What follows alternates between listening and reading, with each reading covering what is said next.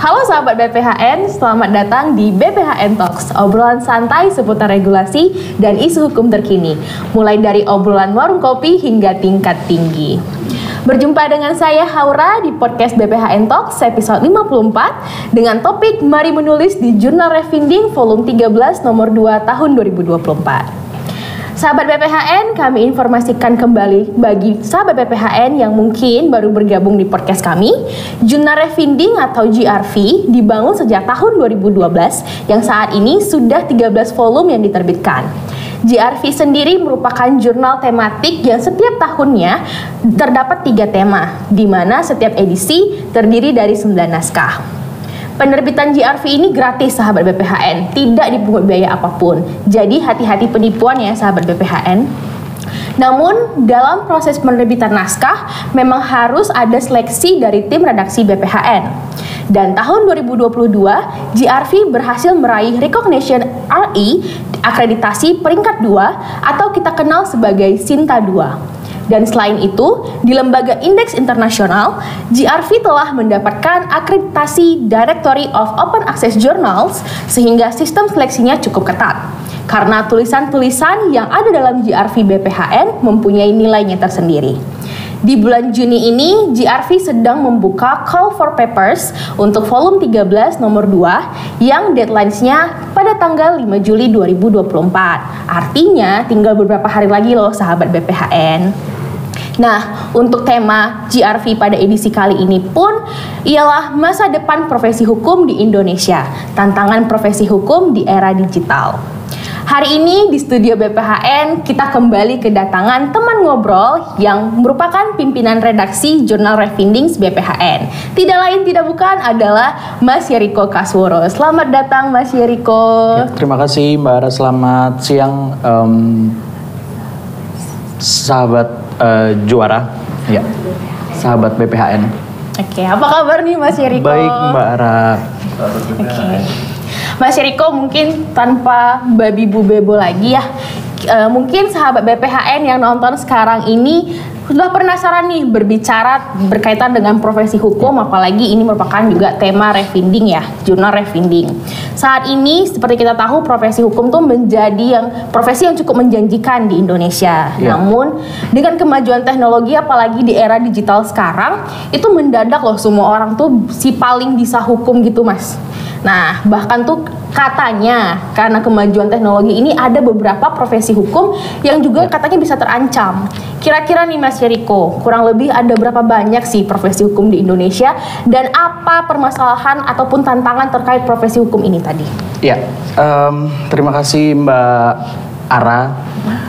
Mungkin yang pertama adalah jenis macam-macam dari profesi hukum yang ada di Indonesia ya. Sebenarnya banyak sekali profesi hukum yang ada di Indonesia ini kan, seperti pengacara, jaksa, notaris, kemudian yang sedang dari Kemenkumham sendiri yang sedang mempersiapkan auditor hukum juga gitu. Jadi banyak sekali profesi hukum yang ada di Indonesia dan banyak juga permasalahan yang ada terkait dengan profesi hukum ini gitu. Seperti contohnya adalah bagaimana meningkatkan kualitas dari profesi hukum itu sendiri begitu. Oleh karena itu Jurnal Refindim di edisi kali ini fokus untuk mengangkat tema ini Mbak Ara. Jadi tema ini kita angkat sebagai tema di edisi kali ini di mana kita ingin melihat apakah pastinya banyak sekali yang tertarik begitu ya dengan tema ini gitu. Kita melihat mungkin para penulis nanti bisa mengangkat permasalahan-permasalahan apa yang ada dan bagaimana solusinya. Kita melihat dari sudut pandang dari karena penulis dari Jurnal Refindim ini kan dari seluruh lapisan masyarakat, tidak hanya dosen saja, tidak hanya mahasiswa, tapi banyak sekali yang berpartisipasi. Jadi kita bisa melihat dari sudut pandang dari banyak kalangan gitu Mbak Ara. Jadi kita mengangkat tema ini di volume 13 edisi 2 kali ini. Ya. Cukup menarik ya sahabat BPHN Talks. Nah, jadi Mas Yeriko, kira-kira nih, tadi kan sudah jelaskan nih kaitan dengan profesi hukum dan tema GRV kali ini. Apa saja sih syarat bagi penulis di edisi kali ini, dan target untuk edisi kali ini tuh penulisnya di kalangan apa aja? Selain tadi masyarakat umum mungkin? Ya, kalau target kita tidak ada yang benar-benar target harus penulisnya dari mana, dari kalangan mana, karena memang kita membuka untuk secara umum, untuk seluruh lapisan masyarakat yang ingin berpartisipasi gitu, yang ingin memberikan pandangannya, memberikan masukannya untuk pembangunan hukum di Indonesia, khususnya terkait dengan tema yang kita angkat ini. Jadi memang tidak ada target harus dari kalangan mana, tapi kita berharap dengan kita mengangkat tema ini, kita bisa mendapatkan banyak masukan bagaimana permasalahan-permasalahan terkait dengan profesi hukum di Indonesia, bagaimana solusinya dari sudut pandang penulis-penulis kita nanti, begitu. Gitu. Kira-kira nih Mas, kisi-kisi nih tulisan seperti apa yang kira-kira tuh bisa lolos nih untuk volume 13 nomor 2. Mana tahu saya juga minat atau tertarik ingin menulis tuh, boleh dong di share kisi-kisinya Mas. Ya, kalau kisi-kisi sebenarnya kan kita mengangkat tema ini, tema besarnya adalah masa depan profesi hukum di Indonesia begitu. Jadi memang salah satu subtemanya adalah tantangan profesi hukum di era digital. Jadi kita berharap para penulis bisa mengangkat permasalahan terkait hal ini, di mana profesi hukum ini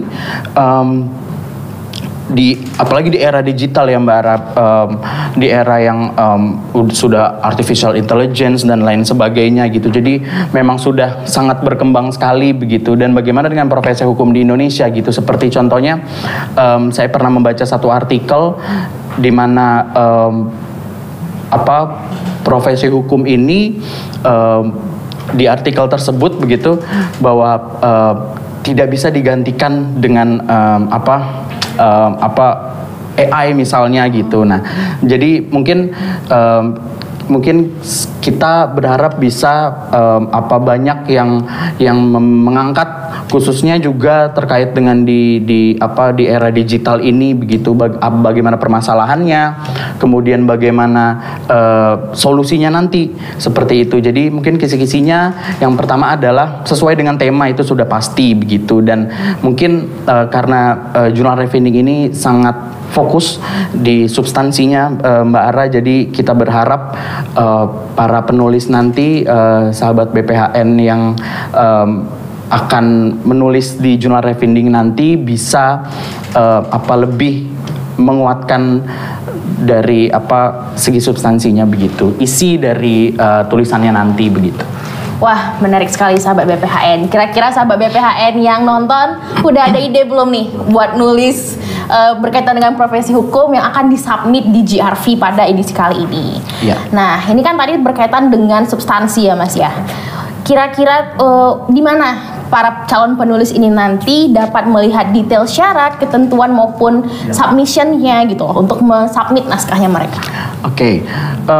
Untuk syarat-syaratnya nanti, jadi sahabat BPHN bisa melihat di refindig.bphn.go.id. Jadi itu website dari jurnal Refindig. Jadi kami sudah menggunakan open journal system Mbak Ara. Jadi sahabat BPHN bisa melihat di refindig.bphn.go.id. Nanti bisa registrasi dulu. Setelah registrasi nanti bisa submit di situ. Jadi di website tersebut ada jurnal template-nya. Jadi template-nya itu sahabat BPHN bisa melihat dari template dari jurnal yang sudah ditentukan. Kemudian juga syarat-syarat lainnya seperti pastinya fontnya, minimal halamannya, kemudian abstraknya bahasa Indonesia, bahasa Inggris, dan beberapa hal lainnya gitu. Semua bisa dilihat di website tersebut Mbak Ara. Jadi bisa registrasi, semuanya free sampai kalau sahabat BPHN nanti lolos diterbitkan juga semuanya free, tanpa dipungut biaya apapun. Ya. Oke, nah kita udah dengar nih untuk syaratnya dan submitnya di mana, yaitu di websitenya Refinding ya Mas ya. Kira-kira Mas Riko saat ini untuk edisi ini berapa banyak penulis yang sudah submit naskahnya Mas Riko? Biar kita tahu nih, kan tadi satu edisi 9 ya, kira-kira tuh peluang kita. Ya, alhamdulillah sudah cukup banyak Mbak Ara. Jadi memang ini kan sudah berjalan sekitar 2 minggu kita pembukaannya dan ditutup nanti tanggal 5 Juli.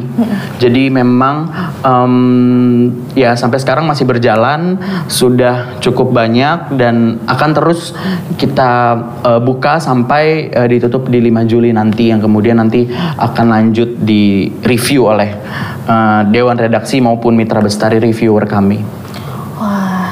Kira-kira untuk tim redaksi sendiri, apa harapannya untuk penulis di edisi kali ini, Mas?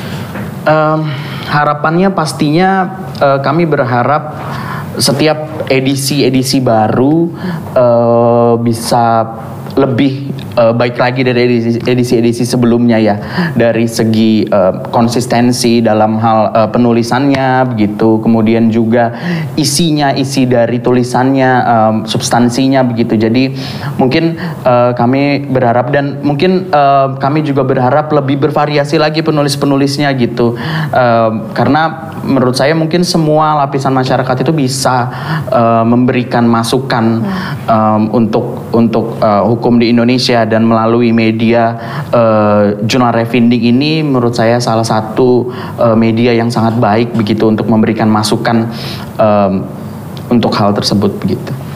Wah, kita udah dengar nih tadi sahabat BPHN berkaitan dengan substansi, tema, kemudian syarat, kemudian harapannya tim redaksi sendiri untuk penulis. Nah, ini sekarang rasa-rasanya juga perlu kita informasikan kembali kepada masyarakat nih ya Mas. Apa saja akreditasi yang sudah diperoleh oleh JRV? Ya, untuk akreditasi sendiri Jurnal Refinding sudah dari tahun 2012 ya Mbak Ara. Jadi mungkin kita sudah cukup banyak dari BPHN mengupayakan untuk akreditasi karena sangat penting untuk di jurnal di Indonesia begitu, dan alhamdulillah untuk sampai di tahun 2024 ini Jurnal Refinding itu sudah untuk internasional sendiri kita sudah di OAJ, kemudian untuk di Indonesia kita sudah Sinta 2 dari Kemenristek Dikti, kemudian Garuda, ISJD itu sudah didapat di Jurnal Refinding, dan harapannya mungkin kita bisa terus meningkatkan akreditasi yang lebih lagi, mungkin saja bisa Sinta 1 ataupun Scopus gitu kan. Kita punya harapan besar untuk terus peningkatan di akreditasi Jurnal Refinding ini. Wah, banyak ya ternyata sahabat BPHN yang sudah diperoleh oleh JRV ini. Nah, itu tadi Mas Yeriko menyebutkan Sinta 2. Saya juga sering dengar nih untuk teman-teman yang mau submit naskah itu sering nanya udah Sinta berapa kayak gitu tuh. Nah, sebenarnya apa sih kegunaan dan manfaat dari akreditasi Sinta bagi jurnal ataupun penulis yang karyanya akan dimuat dalam JRV, Mas? Ya, manfaat dari Sinta sendiri adalah mungkin ini fokusnya lebih ke dosen ataupun mahasiswa ya, karena menjadi kalau untuk dosen tuh jadi angka kredit ya, kemudian juga untuk mahasiswa menjadi salah satu persyaratan. Jadi dan Sinta 2 yang dimiliki Jurnal Refinding ini mungkin salah satu manfaatnya khususnya untuk dosen maupun mahasiswa sendiri. Tapi menurut saya terlepas dari akreditasi Sinta 2 yang bermanfaat untuk salah satunya dosen dan penulis, tapi juga ketika kita menulis di jurnal Mbak Ara, saya rasa akan sangat bermanfaat untuk banyak orang gitu membaca ketika membaca jurnal, dan saya percaya bahwa tulisan itu akan abadi Mbak Ara. Jadi walaupun akreditasi Sinta 2 bermanfaat untuk dosen atau yang lainnya, tapi ketika kita menulis dibaca orang kemudian bermanfaat, dan apalagi ini tema untuk hukum ya, dan memberikan masukan untuk hukum di Indonesia, itu buat saya itu manfaat yang paling besarnya itu di situ gitu menurut saya Mbak Ara. Wah, cukup bermanfaat sekali ya ternyata akreditasi jurnal ini. Kan ini JRV sendiri udah akreditasi nih ya Mas ya. Kira-kira nih sejauh ini supaya bisa dapat akreditasi tadi tuh gimana? Kasih dong Mas. Boleh dong ya sahabat BPHN yang mungkin saat ini nonton juga ada pengelola jurnal lain ingin tahu tips and tricks supaya bisa dapat akreditasi jurnal, Mas Yeriko? Tips and tricksnya, mungkin yang pertama adalah konsistensi. Mungkin itu yang paling pertama, karena kita kan mengelola dari tahun 2000, dari volume 1 berarti. Dari volume 1 sampai sekarang di volume 13. Jadi sudah 13 tahun Mbak Ara. Jadi pastinya ketika kita mengajukan akreditasi sangat dilihat konsistensi dari volume pertama sampai volume edisi terakhir begitu ya. Jadi saya rasa konsistensi itu menjadi satu hal yang sangat penting gitu. Kalau untuk contohnya di Kemenristek sendiri untuk perolehan akreditasi Sinta, konsistensi itu dalam hal isi substansinya, dalam hal fontnya, dalam hal layoutnya, dalam hal ya seperti itu. Kemudian juga konsistensi untuk kualitas dari reviewer itu sendiri begitu, karena kan jurnal itu kita tidak hanya bekerja hanya sekretariatnya saja begitu, tidak hanya pembimbing redaksi, redaktur pelaksana, tapi juga kita mengajak dewan redaksi maupun mitra bestari yang memang ahli di bidangnya begitu. Jadi mitra bestari biasanya kami mengajak guru besar dari akademisi-akademisi ataupun praktisi begitu yang memang ahli di tema yang sedang kita angkat itu. Jadi konsistensi untuk peningkatan kualitas dari mitra bestari agar terus meningkat gitu, agar kualitasnya tetap terjaga, itu juga penting untuk perolehan akreditasi itu sendiri Mbak Ara. Jadi mungkin kalau menurut saya kuncinya adalah konsistensi itu terpenting dalam pengelolaan jurnal gitu, dalam hal segi manajerial maupun substansinya. Oke, kemudian kira-kira nih Mas, untuk jangka ke depan apa yang akan dilakukan Revinding tadi selain menjaga akreditasi untuk menarik minat para penulis yang akan menulis di JRV? Ya, untuk kedepannya pastinya yang pertama kita terus meningkatkan kualitas substansinya, manajerialnya gitu. Jadi ya manajerialnya juga bukan satu hal yang mudah ya. Jadi kita kan harus mengelola jurnal yang memang sudah ada belasan tahun gitu. Jadi kita harus mengelola dengan baik. Jadi kita terus untuk meningkatkan dari manajerial maupun substansinya. Selain itu juga kami sangat berharap kita terus dapat meningkatkan akreditasi gitu. Jadi sekarang kita sudah di Sinta 2, pasti kita berharap kita bisa sampai di Sinta 1, kita bisa sampai di Scopus gitu. Jadi bukan hal yang tidak mungkin ya Mbak Ara, pastikan kita selalu berusaha untuk sampai di tahap itu. Tapi ya mungkin ini kita selalu untuk terus memupuk agar kita sampai di tahap itu nanti. Mungkin itu jangka panjangnya kita berharap bisa sampai di level tersebut. Lalu Mas Yeriko, terakhir nih pertanyaan dari saya. Kapan deadline penulisan volume 13 nomor 2 tahun 2024 ini? Mengingatkan kembali untuk sahabat BPHN. Ya, untuk deadline penulisan di edisi kali ini itu kita tutup di tanggal 5 Juli 2024. Tapi mungkin untuk sahabat BPHN, untuk edisi yang telah kita buka ini memang sudah banyak sudah banyak yang masuk, tapi kita terus membuka dan kami berharap dengan saya dan Mbak Ara di BPHN Talks kali ini bisa mengajak dari seluruh sahabat BPHN untuk dapat ikut serta di volume 13 nomor 2 ini begitu ya. Jadi di mana sahabat BPHN bisa membuka open journal system dari jurnal Refinding itu di refinding.bphn.go.id. Nanti bisa registrasi, bisa lihat jurnal template-nya, kemudian syarat-syaratnya apa saja, dan bisa upload, submit artikel di website tersebut gitu. Jadi mungkin kami berharap sahabat BPHN bisa ikut berpartisipasi di tema kali ini begitu ya Mbak Ara. Wah, sahabat BPHN sudah dapat nih tadi yang namanya tema bocoran-bocoran kisi-kisi maupun langkah-langkah untuk submit jurnal di GRV pada edisi kali ini. Yeah. Mas Yeriko, karena masih ada waktu nih ya, kita masih ada waktu sahabat BPHN, kita akan baca komentar yang masuk dulu. Yang pertama ada dari Xavier 720. Selamat sore, izin tolong tanya, ketika penulis telah diterima pada edisi nomor 1, apakah boleh mengajukan artikel lagi pada nomor 2? Terima kasih. Gimana ya, boleh sekali Mbak Ara. Jadi kami tidak ada pembatasan ketika edisi nomor 1 sudah lolos, nomor 2 tidak bisa, tidak. Selama memang tulisannya berkualitas, selama memang tulisannya sesuai dengan tema, sesuai dengan persyaratan dari jurnal Refinding yang memang layak untuk terbit, yang lolos dari mitra bestari kami, dari Dewan Redaksi dan mitra bestari kami, itu kami tidak ada pembatasan tersebut begitu.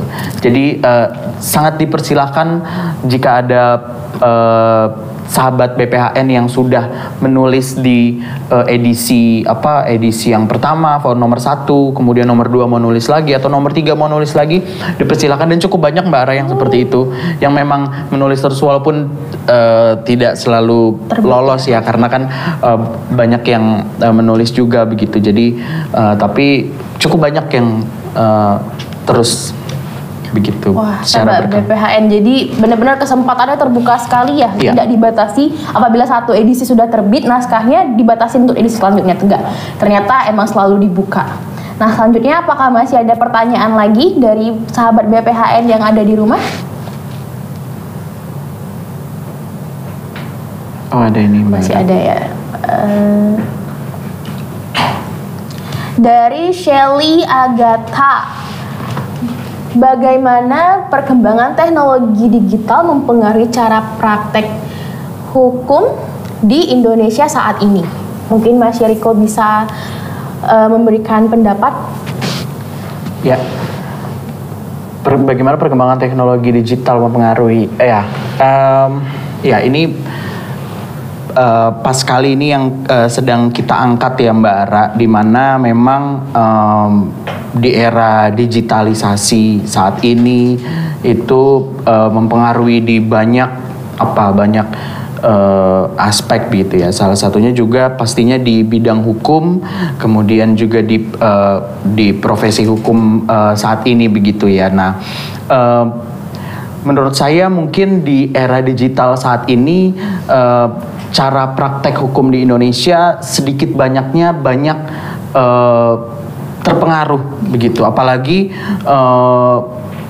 masa pandemi COVID tahun 2020 ya, 2020 sampai 2022 itu ya, jadi sangat lama sekali. Pastinya teknologi menjadi satu hal yang sangat penting di banyak bidang, termasuk juga di bidang hukum gitu, untuk praktek hukum. Nah, ini juga mungkin yang kami berharap di tema kali ini Mbak Ara. Jadi permasalahan-permasalahan yang ada dengan perkembangan teknologi ini diangkat oleh penulis, dan bagaimana cara mengatasinya, solusinya seperti apa, rekomendasi apa yang dihasilkan sesuai dengan sudut pandang dari penulis-penulis nanti. Kami berharap bisa diangkat di volume 13 nomor 2 kali ini. Menarik sekali nih. Ini mungkin jadi ide-ide baru ya buat calon-calon penulis GRV pada edisi ini. Iya. Apa kita lanjut lagi ya mungkin dari ke komentar di TikTok atau Instagram. Apakah masih ada para sahabat BPHN yang ingin bertanya?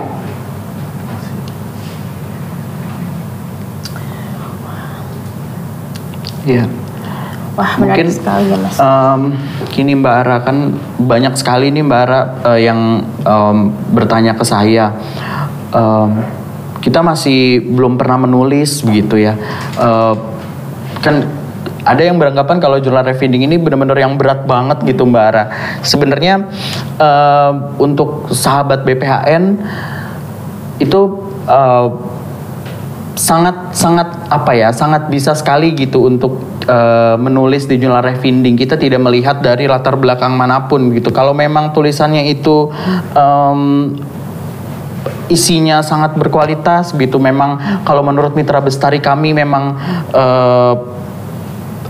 layak untuk memang sesuai dengan tema dan sangat bagus untuk dari permasalahan yang diangkat sampai solusinya yang seperti apa gitu. Kalau memang memang berkualitas pasti akan kami terbitkan. Jadi untuk sahabat BPHN jangan ragu gitu ya. Kalau memang sangat tertarik untuk menulis, apalagi temanya mungkin sesuai dengan yang memang fokus dari sahabat-sahabat BPHN begitu, menulis saja begitu. Mungkin ini juga menjadi latihan karena kalau seperti dari rekan-rekan mahasiswa pasti menuliskan salah satu yang penting ya. Jadi mungkin ini menjadi salah satu ini juga gitu kan, seperti itu Mbak Ara. Selanjutnya ada pertanyaan lagi. Out of topic sedikit, seberapa jauh regulasi yang ada saat ini mengimbangi perkembangan teknologi? Gimana nih menurut kacamata Mas Riko sendiri? Seberapa jauh regulasi yang ada saat ini mengimbangi perkembangan teknologi ya Mbak Ara? Ya, menurut saya regulasi yang ada saat ini itu kalau kebetulan saya kan analis hukum ya Mbak Ara. Mbak Ara juga analis hukum gitu. Kita sama-sama analis hukum ya. Dan mungkin kalau di analis hukum ini ada yang namanya regulasi itu harus mengikuti relevansi dengan situasi yang ada saat ini begitu ya. Jadi saya rasa regulasi-regulasi Indonesia terus berkembang agar dapat memenuhi kebutuhan yang ada saat ini begitu. Walaupun mungkin tidak belum di seluruh bidang begitu, di seluruh aspek, tapi terus berkembang untuk perkembangan dari zaman dan perkembangan dari teknologi di era digitalisasi saat ini begitu.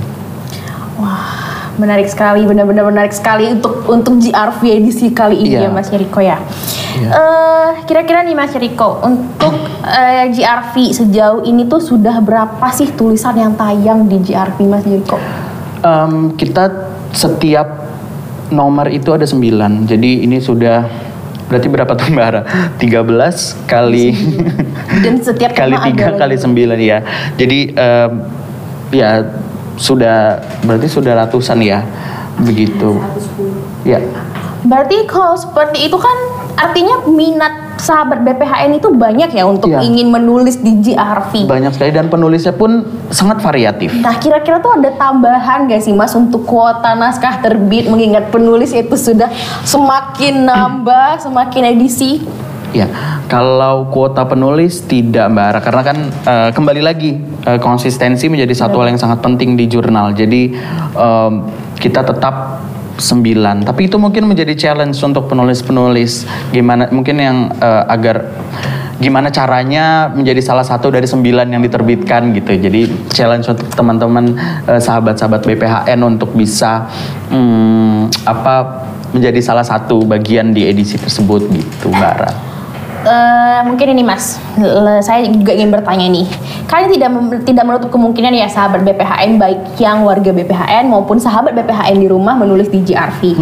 Kira-kira untuk sahabat BPHN sendiri itu berapa persen ya kesempatan untuk tulisannya bisa terbit? Dari berapa persennya saya tidak bisa bilang ya Mbak Ara ya, karena Untuk jurnal refinding ini kita melewati beberapa tahap. Jadi setelah sahabat BPHN registrasi, kemudian submit tulisan, kemudian setelah itu akan masuk ke sekretariat. Setelah sampai di sekretariat, kemudian akan di review oleh dewan redaksi kami. Setelah sampai di dewan redaksi kami, di tahap akhir akan direview oleh mitra bestari kami. Jadi memang ada beberapa tahap yang harus dilalui. Selama sahabat BPHN sudah mengikuti semuanya, persyaratannya, kemudian juga substansi yang diperkuat, mungkin saja pastikan diterbitkan begitu. Jadi ya selama memang semua sesuai mengikuti persyaratan, bisa-bisa saja pasti sahabat BPHN tulisannya diterbitkan nanti di jurnal refinding. Berarti prosesnya cukup panjang ya Mas ya, berkaitan dengan penerbitan naskah. Nah kira-kira itu memakan waktu berapa lama kah? Kadang-kadang kan ada juga nih kayak mahasiswa ataupun dosen yang ingin buru-buru menerbitkan naskahnya untuk mendapatkan LOE ya. Tadi kita bahas berkaitan dengan angka kredit misalnya. Kira-kira berapa lama nih Mas proses untuk supaya dari naskah diterima, naskah submit hingga naskah terbit? Ya, selama 1 tahun itu kita mengeluarkan 3 nomor. Jadi satu edisi ada 3 nomor Mbak Ara. Jadi volume 13 ini sudah di nomor 2, nanti di nomor 3. Untuk setiap nomornya sendiri itu 4 bulan Mbak Ara. Jadi sampai diterbitkannya nanti itu selama 4 bulan gitu. Jadi maksimal 4 bulan. Jadi memang waktunya cukup panjang karena kita juga melewati beberapa tahap. Kemudian 4 bulan itu termasuk dengan pembukaan dari pendaftaran penulis-penulis tulisan begitu Mbak Ara.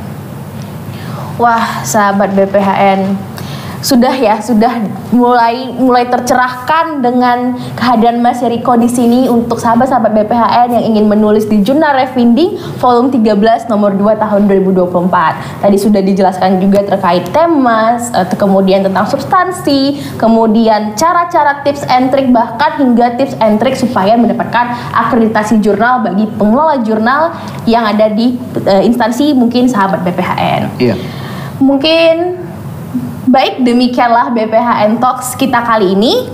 Mari menulis di jurnal refinding volume 13 nomor 2 tahun 2024. Jangan lupa sahabat BPHN, deadline-nya itu tanggal 5 Juli 2024. Jadi tinggal berapa hari lagi nih yang ingin menulis, yang punya minat, yang punya ide banyak, segera tuangkan pemikirannya di tulisan dan submit di GRV.